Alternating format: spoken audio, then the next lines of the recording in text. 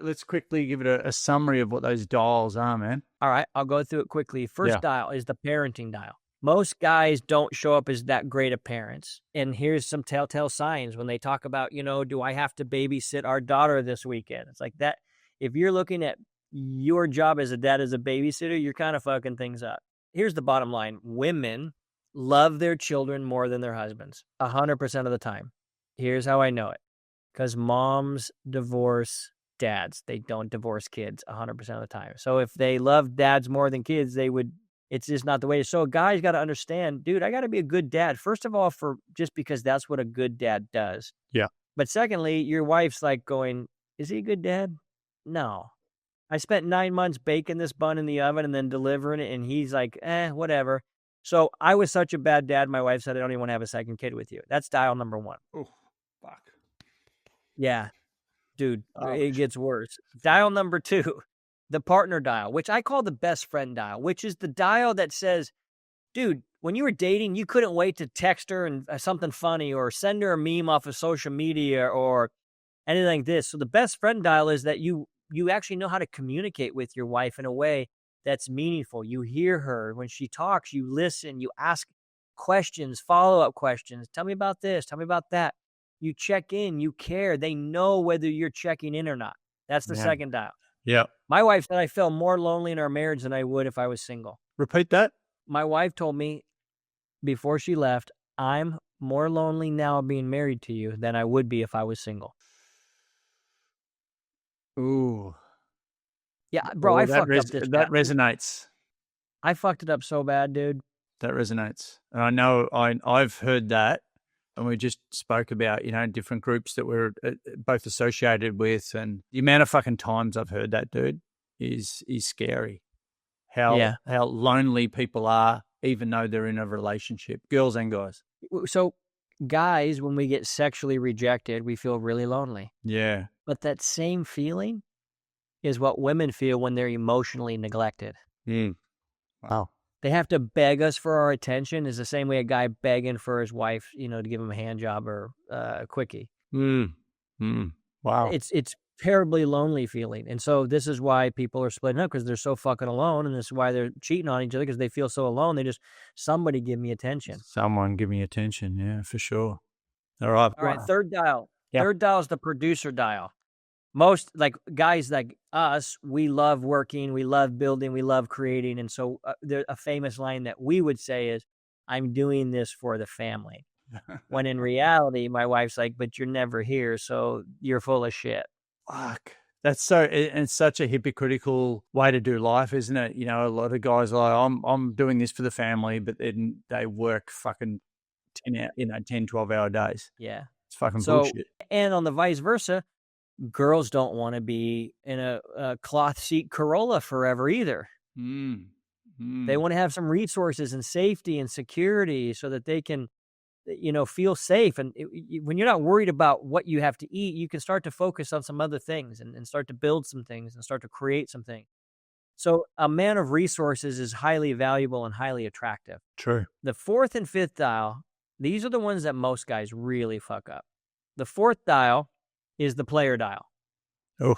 And as the name of the dial sounds, it just means being playful. Right. Like the quote, the great American poet, Cyndi Lauper, she said, girls just want to have fun. Yeah.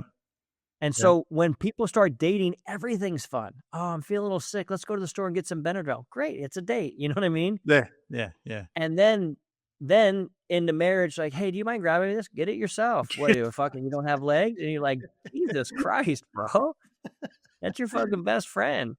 So when it comes to playing, being playful, being fun, being in shape, understanding game, understanding the psychology of a woman, why they're not just little men. They think differently, dude. They act differently. They process differently. Their goals and excitement are different than ours. And the best way to explain this is I ask, most guys are like, dude, man, when we were dating, sex was amazing. I go, oh, cool. When's the last time you went on a date? They're like, we don't really date anymore. I'm like, well, then that's why you're not getting a lot of sex. Yeah. So I always just go, well, what would you do if the hot girl from high school that you love, what if you were single right now and she asked you on a date? what would you do? That's it. Most guys like, oh, you know, they date their wife, like, well, you know, go to Home Depot and pick up some, you know, parts for the house and then swing through Chick-fil-A and it was a good date. It's like, no, bro. That's why you're not getting more ass on a toilet seat, because you, my friend, are boring as fuck. You're no longer fun. You're not playful. You don't go on dates. You have no ingenuity towards anything playful or fun at all. So now she's stuck with this boring ass fucking roommate with a broom stuck, broke off in his ass, and you expect her to be like, I can't wait to fuck him. You. Yeah, that ain't gonna happen. Yeah. Oh wow. So that's that one. Being in smelling good, brushing your teeth, fucking taking responsibility. Yeah. Fuck. So we got being wantable, and then lastly, did you want to ask a question on that, or do you want to hit the last one? Producer, parent, player, partner. Last one. And then the last one is power. Ooh, unpack that for me. Standing in his power. And it's the most simplest basic rule is simple. It's this: do what you say you're going to do when you say you're going to do it without fault, as best as you possibly can. As soon as I realized I was late, I'm like, hey, Taylor, text Trav, let him know I'm running late. Because so out of courtesy, because I care about being on time. And if I can't do it, I got to let people know, hey, I'm running late, but my word means something to me. I want you to know. Integrity. Yeah. Integrity. But here's the thing is, most guys are like, dude, my word's my bond. Like, no, it's not, you motherfucker. Yeah. Because your wife asked you to hang that painting on the in the hallway a month ago, and you said, yeah. And you never did it. And so what happens is most guys are like, yeah, I'll be home at 5, and then they're home at 5:15. Yeah. And hey, I thought you were going to stop by the store. Oh, I forgot. Hard day at work. Blah, blah, blah. It's like, yo, whoa. She doesn't trust you anymore. And when the trust goes down, the lust goes down. Wow. Yeah. And that's the thing. Like, these can, these little 1%ers can be the whole game, right? Yeah, because they create resentment over and over and over again. They just come, daily habits. And if then a belief changes, then trust falls. Yeah. But when you win her trust back, like truly, like my wife she's not afraid of me sleeping around her. She don't give a fuck. But what she doesn't trust is, or what she used to not trust is, will Keith do what he says he's going to do? Hey, he said he was going to start this business and grow this business. Did he? He said he was going to lose this weight. Did he? He said he was going to get my daughter and pick her up at this time and do this. Did he? And so when you do those things, first of all, the quickest way to personal power is honoring everything you say to yourself first and to others second. Yeah, love that. So when the trust goes up, the lust goes up.